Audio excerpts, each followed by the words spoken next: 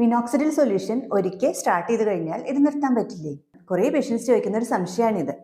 Minoxidil പല ഇൻഡിക്കേഷൻസിലും start ചെയ്യാറുണ്ട്.